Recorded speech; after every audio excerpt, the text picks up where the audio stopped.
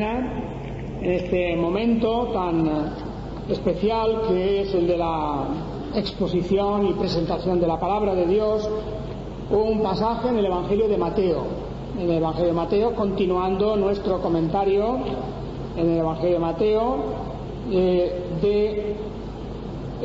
la última parte del Sermón de la Montaña. Vamos al capítulo 7. Ya habíamos hablado de la primera parte del capítulo 7, aunque todavía hoy hablaré un poquito del versículo 6 también, pero vamos a leer desde el principio del capítulo 7, vamos a leer hasta el versículo 12, y así seguiremos más o menos la hilación, el hilo de este pasaje. Dice: no juzguéis para que no seáis juzgados, porque con el juicio con que juzgáis seréis juzgados, y con la medida con que medís os será medido. ¿Y por qué miras la paja que está en el ojo de tu hermano y no echas de ver la viga que está en tu propio ojo? ¿O cómo dirás a tu hermano: déjame sacar la paja de tu ojo, y aquí la viga en el ojo tuyo? Hipócrita, saca primero la viga de tu propio ojo, y entonces verás bien para sacar la paja del ojo de tu hermano. No deis lo santo a los perros, ni echéis vuestras perlas delante de los cerdos, no sea que las pisoteen y se vuelvan y os despedacen. Pedid y se os dará, buscad y hallaréis, llamad y se os abrirá. Porque todo aquel que pide recibe, y el que busca halla, y al que llama se le abrirá. ¿Qué hombre hay de vosotros que si su hijo le pide pan le dará una piedra? ¿O si le pide un pescado le dará una serpiente? Pues si vosotros, siendo malos, sabéis dar buenas dádivas a vuestros hijos, ¿cuánto más vuestro Padre que está en los cielos dará buenas cosas a los que le pidan? Así que todas las cosas que queráis que los hombres hagan con vosotros, así también haced vosotros con ellos, porque esto es la ley y los profetas. Amén. El Señor añada pues la bendición a la palabra, y como he dicho, vamos a seguir en nuestro comentario de este pasaje. Tenemos en primer lugar que recordar dos cosas sobre la cuestión de juzgar a los demás, y ya hemos hablado 2 domingos sobre este pasaje tan importante y a la vez tan práctico porque con mucha frecuencia todos nosotros nos vemos en la tentación de tener que juzgar, pero de tener que juzgar, como ya decíamos el otro día, cuando aquí la Biblia habla de juzgar, quiere decir con esa tentación que tenemos a veces de condenar a la gente. Porque la Biblia nos enseña a juzgar en el sentido de discriminar o de discernir. Eso sí que es importante. Cuando uno juzga una cosa, y la Biblia nos enseña a que debemos juzgar en el sentido de diferenciar las cosas.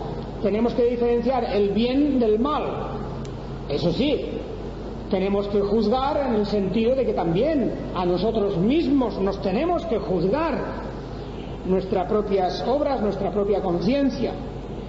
Y en la Biblia en el sentido de que debemos también juzgar pues las cosas que escuchamos, las doctrinas que vienen hasta nuestros oídos, las tendencias que observamos. Todo eso sí que lo podemos juzgar, y es nuestro deber en ese sentido discernir o diferenciar las cosas de entre si son buenas o son malas. Pero el Señor lo que dice aquí es que no debemos juzgar a otros en el sentido de condenar, porque cuando queremos condenar, cuando queremos definitivamente declarar que alguien ha realizado una cosa mal y nosotros la condenamos, nosotros quiere decir cada uno personalmente, individualmente, pues estamos haciendo un juicio para el cual no estamos capacitados. No estamos capacitados porque hemos de recordar que también nosotros tenemos muchas cosas para que nos juzguen. Y segundo, que es muy peligroso juzgar condenando a otros, es muy peligroso porque nos encontraremos un día con que también a nosotros nos van a juzgar igual de duro que nosotros hemos hecho con los demás. Por lo tanto, hemos de tener muchísimo cuidado en esa cuestión. Y sabemos, por otro lado, que la Biblia dice que la Iglesia de Dios representada por sus ministros, por sus ancianos, etcétera, esta tiene que juzgar, es la Iglesia de Dios la que tiene que juzgar cuando hay un delito, cuando hay una conducta que sea contraria a la palabra de Dios, o cuando haya una herejía, o cuando haya cualquier otra situación en donde sea necesario hacer un juicio. La Iglesia de Dios, representada por sus ministros, puede y debe juzgar las cosas, pero incluso lo único que puede hacer es poner una disciplina, no una condena definitiva. La Iglesia tampoco puede condenar a nadie, la Iglesia no puede enviar a nadie al infierno, digamos así. La Iglesia no puede ejecutar sobre una persona pues ninguna sentencia contra su vida o sus bienes. No puede hacer eso. La Iglesia puede disciplinar, y eso será un juicio justo, y si una persona no se ha arrepentido del mal que ha hecho, será disciplinada. Y si después de disciplinada sigue sin arrepentirse, puede ser incluso expulsada, excomunicada. Pero siempre la Iglesia de Dios ha de tener las puertas abiertas para recibir a aquel que se arrepiente de su pecado. Bien, pero eso es lo que le estamos diciendo de la Iglesia debidamente funcionando como un tribunal formal, etc.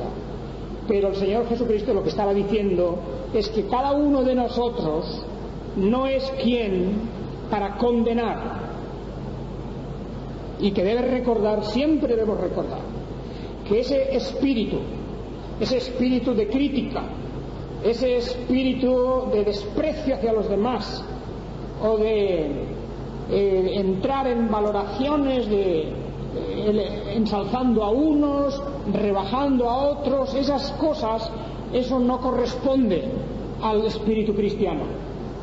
El espíritu cristiano ha de manifestar su amor y su sentimiento de acogida a todos, y eso es importantísimo, y no debemos nunca, por lo tanto, albergar en nuestra alma esos espíritus amargados, tal vez, de crítica hacia los demás. Pensemos pues que esta es una parte importante de la enseñanza, y sobre todo como el Señor nos advierte que primero, antes de hacer esa condenación, si es que tenemos la tentación, antes de pronunciar cualquier crítica sobre quien sea, primero nos miremos a nosotros mismos, y antes de sacarle a otro una mota que tenga en el ojo, quitémonos nosotros mismos esa viga, dice aquí, tan grande que hay en nuestro propio ojo. Muy bien, pues con eso llegábamos el otro día al versículo 6, y donde el Señor continúa hablando sobre este tema en un sentido, pero aquí con una frase un poco especial. Dice: no deis lo santo a los perros, ni echéis vuestras perlas delante de los cerdos, no sea que las pisoteen y se vuelvan y os despedacen. Bien, aquí es un versículo un poco extraño, ya decíamos el otro día, ¿verdad? Un poco diferente, porque aquí se hacen unas comparaciones especiales, se habla de los perros, de los cerdos, y de no echar vuestras perlas, dice, o no dar lo santo. ¿Qué puede ser? ¿Qué es lo santo? ¿Y qué son las perlas, por un lado? ¿Y qué representan los perros y los cerdos, por otra parte? Fijaos qué cosas más distintas. En una parte tenemos las cosas santas, y las perlas, dice, y por otra, estos animales inmundos, los perros y los cerdos, y dice el Señor, no deis esas cosas buenas, santas, a estos que llama él perros y cerdos. Con un lenguaje muy fuerte, claro está, con un lenguaje casi ofensivo para algunos podría ser. Hemos de pensar que el Señor lo que está diciendo aquí, con esta especie de metáfora, con una especie de un ejemplo tan extraño, pero está diciendo algo, una lección muy importante. Y es de que las cosas santas, naturalmente las cosas santas y las perlas, como dice aquí, eso no puede ser otra cosa que la verdad. Es la verdad. Lo santo, el Señor no estaba hablando de cosas, de objetos, no estaba hablando de cosas, por ejemplo, que hubiera en el templo de Jerusalén, no estaba refiriéndose pues a nada especialmente sagrado del culto, por ejemplo, no. Lo santo, o también las perlas de que habla aquí, de esa cosa tan bella, tan limpia, tan pura y tan blanca como es una perla, está representando a la verdad del reino de Dios, la verdad del Evangelio. Esto es lo que quiere decir. Pues bien, esa verdad del Evangelio, dice, hemos de discernir, hemos de saber diferenciar cómo y cuándo la entregamos y la pasamos a otros, en el sentido de que no podemos siempre tratar todas las situaciones igual o todas las personas igual, porque hay mucha diferencia. Incluso, como señalan muchos autores, si nos fijamos en la persona misma de Jesucristo, ¿qué hizo el Señor? Cuando en aquellos años que Él estuvo dedicado a la predicación del Evangelio, viajando por las tierras de Palestina, arriba y abajo, de una aldea a otra aldea, en Jerusalén, en otros lugares, cuando estuvo en esa situación, el Señor no trató siempre de la misma manera a cada persona y cada situación. Le vemos obrar muy diferentemente, porque Él llevaba un mensaje santo. Él llevaba un tesoro en sus palabras, cada una de sus palabras era como una perla. Y al hablar y al comunicar y al relacionarse con la gente, no siempre actuaba igual. No siempre. Hay una diferencia y lo podemos recordar en unos cuantos ejemplos. A aquellas personas que demostraban un respeto, un interés, que demostraban un deseo de conocer la verdad, el Señor las trata de una forma. Por ejemplo, cuando Nicodemo, aquel fariseo, fijaos que era un fariseo, pero siendo como era de los fariseos, Nicodemo fue a ver a Jesús. Fue de noche a ver a Jesús y le preguntó por las cosas del reino de los cielos. Es verdad que este hombre, siendo fariseo, aparentemente un hombre muy educado en la religión y muy conocedor de las cosas, sin embargo, parece que no había nunca oído hablar de lo que el Señor le habló. Pero aún así, Nicodemo fue un hombre respetuoso, tenía interés en saber, dialogaba con el Señor, preguntaba, se extrañaba de unas cosas, etcétera, pero de todas maneras ahí vemos a alguien con quien se puede hablar. Efectivamente, y también como el propio Nicodemo tenemos otros casos. Acordaos de Zaqueo, un publicano. Zaqueo también tenía curiosidad, interés genuino, auténtico, sincero de conocer algo. Hizo algo extraordinario y se subió en un árbol y luego pues cuando pudo invitó al Señor a su casa y hizo todas esas cosas. Tenía interés y el Señor le habló del Evangelio.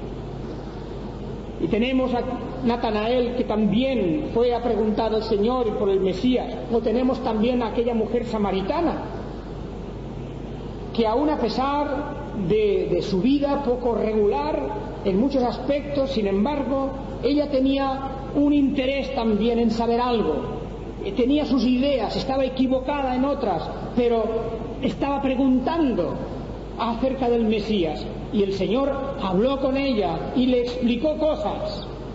Así que todo este grupo de personas, el Señor las trataba de una manera. Pero luego tenemos otros casos. Por ejemplo, al grupo de los fariseos en conjunto. Los fariseos, que no querían aprender nada de Jesús, no tenían interés en aprender, lo despreciaban a Jesús porque pensaban: ¿quién es este? ¿Quién es este?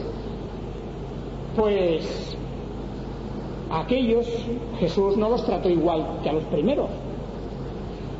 Contra los fariseos las palabras del Señor Jesucristo fueron tremendas, muy duras, y les llamó víboras y les llamó hipócritas y de todo, sepulcros blanqueados, les llamaba de todo y decía: ¡ay de vosotros! Y hablaba de ellos, de esta gente, y realmente el Señor no se detuvo mucho a discutir con ellos ni a presentarles la verdad, porque ellos no querían saber nada, rechazaban la verdad, no venían al Señor con curiosidad a preguntarle, no reconocían a Jesús como maestro. Y Jesús, delante de esto, nunca fue a ellos a hablarles como habló a la samaritana, como habló a Nicodemo, como habló a Natanael, como habló a Zaqueo y otros muchos casos. Muy diferente. Los sacerdotes, los escribas, los saduceos, toda esa gente que ya lo sabía todo, que ya estaban tan convencidos de que ellos eran los maestros y nadie podía enseñarles, a estos Jesús no les habló. O también cuando alguna persona no le trataba con la seriedad de vida. Vosotros os acordaréis que cuando el Señor Jesucristo fue ya hecho prisionero, ya un poco antes de morir, fue presentado a Herodes, el rey de turno en aquel momento, aquel Herodes.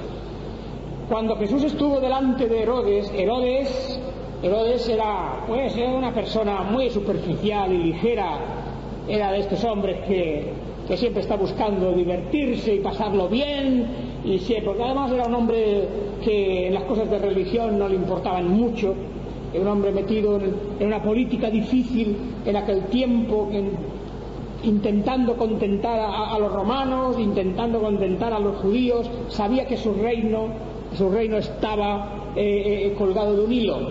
Bueno, pues este Herodes, que había oído hablar tanto de Jesús, por fin, cuando se enteró de que lo habían hecho prisionero, que lo habían condenado, pidió hablar con él, porque dice: a ver si me hace aquí delante un milagro, a ver si me hace algo raro, a ver si me divierte, a ver si me demuestra algo de lo que... Y la intención de Herodes era eso, pasarlo bien, divertirse, ver qué persona era aquella tan rara de que le habían hablado tanto tiempo. Bueno, pues cuando Jesús apareció delante de Herodes, Jesús no le contestó, no le habló. ¿Eres tú el rey de los judíos? Y Jesús no le contestó, porque Jesús comprendió perfectamente que la situación era una situación de falta de seriedad, era una situación de burla, era una situación en que no se tomaba al Evangelio en su verdadero valor. Herodes no quería aprender nada, no quería saber nada, no tenía la curiosidad para preguntar qué era el Evangelio. Él quería, a ver si Jesús me hace aquí un milagro, a ver si este hombre hace algo espectacular y me divierte en mi aburrimiento. Y Jesús no le contestó. Sin embargo, cuando habló Jesús con Pilato, con Poncio Pilato, un gentil romano, allí sí que hubo un cierto diálogo. Incluso el propio Pilato se dio cuenta de que este hombre no ha hecho nada digno de muerte. Pilato fue con otra intención, como juez que era él aquel momento, y sabiendo de las disputas de los judíos y de todas las cosas que ocurrían allí, pues intentó hacerlo lo mejor posible. No se salió, por supuesto, no salió bien, pero vemos en Pilato una actitud distinta de la que vemos en Herodes. Y por eso a Herodes no le habló el Señor Jesús. A Pilatos sí que le habló. Si no podemos tratar las cosas de Dios seriamente con una persona, no las tratemos. Porque el Evangelio no es para que alguien se burle o se ría de él. El Evangelio y el nombre de Dios no tiene que ser expuesto a la risa o a la burla de nadie. Así que si no hay seriedad, si no hay deseos de conocer, si no hay una verdadera intención, no podemos empezar.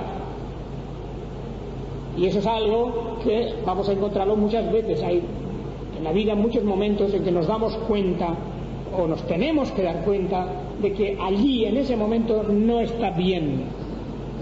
Esto es lo que quiere decir el Señor Jesucristo. No echéis o no deis lo santo a los perros. No echéis vuestras perlas a los cerdos. Los perros en aquel tiempo eran animales medio salvajes que deambulaban por las calles revolviendo en la basura, a veces fieros, peligrosos. Pues bien, lo santo no se puede dar a estos. Y en cuanto a los cerdos, pues fijaos vosotros, en Israel y por la ley de Moisés era un animal inmundo, no debían ni de estar allí. Ningún judío debía tener uno en su casa, jamás. Pues menos todavía dice darle las perlas a los puercos, menos aún darles el Evangelio cuando solamente hay grosería o hay suciedad. Claro que esto requiere, como veis, un discernimiento por parte nuestra. Tenemos que discernir, tenemos que saber entender, tenemos que comprender en qué situación estamos. En cada momento, cuando hablamos con una persona, cuando intentamos comunicar el Evangelio. Y esa es la instrucción del Señor. Si hay seriedad, podemos hablar. Pero cuando hay burla o risa, o cuando hay una actitud de menosprecio al Evangelio, en ese momento es mejor callarnos. Ya vendrá otro momento, ya vendrá otra ocasión. Bien, esta era la parte que terminaba esa sección del capítulo 7, del 1 al 6, y entramos unos minutos, pocos, pero en esta parte que acaba de completar lo que habíamos dicho ya sobre la oración, porque en el Sermón del Monte varias veces hemos hablado de la oración y especialmente, claro, el Padre Nuestro que teníamos en el capítulo 6 hace tiempo ya. Pero ahora más aún, porque aquí en el versículo 7 el Señor de lo que habla es de la insistencia y de la perseverancia en la oración, y también de cómo debemos de confiar no en nosotros, en nuestra perseverancia misma y en nuestra persistencia, aunque eso es una parte de la cuestión, porque el Señor quiere que seamos perseverantes e insistentes, sino que confiemos en que nuestro Padre que está en los cielos nos dará buenas cosas a los que le pidan. Porque dice, si vosotros que sois malos, malos quiere decir que no somos perfectos, nosotros que tenemos tendencias hacia el mal, que hacemos cosas malas también, si nosotros que no somos como Dios sabemos dar buenas cosas a nuestros hijos, nosotros con todas nuestras imperfecciones, con todos nuestros pecados, etcétera, sin embargo procuramos que a nuestros hijos no les falte nada de lo que podamos, de nuestra medida, nuestras posibilidades. Si eso lo hacemos nosotros, pues dice, cuanto más vuestro Padre que está en los cielos os dará buenas cosas. Eso es muy importante, ¿verdad? Porque los que hemos tratado con niños pequeños, sean hijos o no sean hijos, cuando hemos tenido niños pequeños cerca, por ejemplo, los que enseñamos a niños pequeños, o otros también, los que se han dedicado a la enseñanza de los niños, igual que los padres, quieren dar a esos niños lo mejor que puedan, porque, bueno, sabemos que el niño es una criatura frágil, débil, que por sí misma no puede conseguir las cosas, se lo hemos de dar todo hecho, y cuanto más pequeño aún más, y por lo tanto pues es normal que nosotros hagamos muchas cosas por estas criaturas, y aunque no sean nuestros hijos, y si son nuestros hijos más todavía. Pues, ¿qué hará entonces Dios? ¿Qué hará entonces nuestro Padre que está en los cielos? No nos dará buenas cosas. Pero también aquí entra la cuestión del pedir, el pedir. Por lo tanto, Dios quiere que pidamos. No nos debe dar vergüenza pedir. No nos debe... Y eso tiene que estar claro. Pero hay una instrucción muy clara en la Biblia de que no pensemos que Dios es una especie de máquina mágica donde vamos y podemos pulsar un botón y conseguir lo que queremos. Estamos muy acostumbrados, ¿verdad?, a esas máquinas que ponemos unas monedas, apretamos un botón y allí sale lo que sea, tabaco, bebidas o comida o cualquier cosa. Puede salir por la máquina, sale eso fácilmente. Y claro, Dios no es eso. Dios no es eso. Dios no es una máquina a que podamos ir a pedir cualquier cosa y enseguida nuestro capricho pues que nos lo va a dar instantáneamente. No es lo que está diciendo, pero lo que está diciendo que Dios quiere que pidamos, que seamos perseverantes, pero también que pidamos bien, porque se nos avisa en la Escritura que muchas veces no obtenemos las cosas porque pedimos mal y porque pedimos para nuestras propias por nuestros propios deseos o concupiscencias, como les llama aquí, deseos desordenados de cosas que no son necesarias. ¿Qué podemos pedir a Dios? ¿Qué cosas son lícitas que pidamos? Son cosas lícitas, primero las cosas que son realmente necesarias. Podemos pedir al Señor muchas cosas respecto a necesidades fundamentales nuestras, de nuestros hijos, de otras personas, de la Iglesia de Dios. Claro, porque no siempre vamos a estar pensando en pedir. A veces hemos pensado en Dios como aquel que nos va a resolver todos los problemas y cada una de las dificultades de la vida. No nos damos cuenta que muchos problemas y dificultades no nos van a desaparecer nunca en la vida porque son, en cierta manera, pruebas y necesidades para nuestra propia santificación. El apóstol Pablo tenía un misterioso aguijón en la carne, algo que le abofeteaba, algo que le avergonzaba, que le dolía, que no le dejaba vivir, y no sabemos qué es exactamente, si era enfermedad, si era una debilidad suya o cualquier otra cosa, pero era algo que él quería que desapareciera y le pidió al Señor que se lo quitara, y el Señor le dijo que no se lo quitó,